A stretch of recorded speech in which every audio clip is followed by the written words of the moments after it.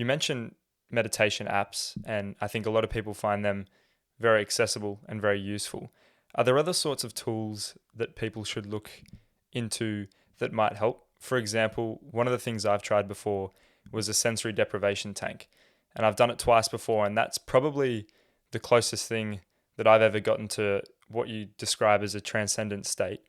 Do you have any recommendations such as that or anything else that might work? And those things will that there are lots of ways into transcending means moving beyond. Let's get very clear about moving beyond what, the ever thinking mind, ever changing physical body, into something that is quiet and still and stable and non-changing and free of thoughts and all of that. That's what we're talking about, transcendence. And there's all kinds of ways. In fact, there's two doorways into transcendence. uh, you can enter transcendence through pain, or through bliss. There's two doorways, and people will often report transcending through pain. It's a well-reported thing. We've all heard the story about the guy that climbs the mountain, rock falls on his arm, and he's got to get the pen knife out and do the unthinkable. And we think, how on earth did he do that? It can't be possible. We're saying that from our current conscious state, but the pain of that experience caused him to transcend, and he did what needed to do. He did what he needed to do to free himself. Mothers will often report transcending during childbirth. The intensity of the physical sensation will cause them to go to the background of the conscious cinema. What we want to learn how to do is to learn how to transcend through the bliss gateway. And that's exactly what Vedic meditation does. And we also need to be able to do it daily. And I love your idea of the flotation and the sensory deprivation tank, but a bit hard to get to every day. And we need to develop the ultimate methods of this are ways that we can do this. And once someone's learned Vedic meditation, they can do this on a bus, on a train, on a plane, in the boardroom, on their couch at home, sit with some pillows behind your back. And you can, transcend comfortably that way, in that kind of situation. So there are all kinds of ways. And I think, we've seen a lot of stuff about Wim Hof and cold water and these kinds of things. That's, people will often start to experience transcendent states because of the intensity of experience through that. And that's why that's gaining a lot of momentum. But once again, it's a bit hard to get in an ice bath every single day. We ultimately want to be developing methods and techniques that can allow us to do this daily, anywhere, anytime.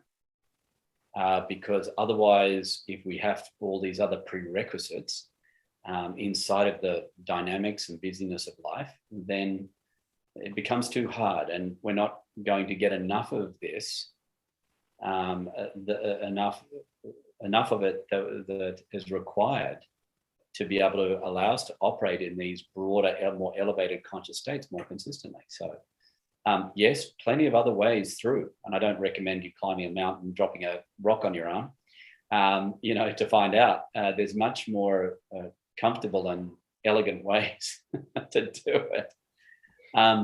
So I recommend that people, look, my ultimate recommendation is learn Vedic meditation.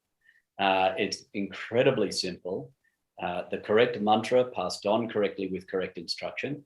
It takes 4 sessions of about 90 minutes to 2 hours, depending. And someone can develop a meditation practice they've then got for the rest of their lives.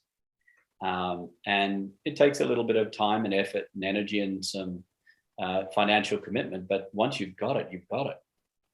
And no matter where you are sitting, you sit, close your eyes, you can meditate.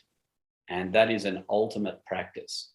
It's an ultimate methodology, and it's an incredibly valuable life skill to have.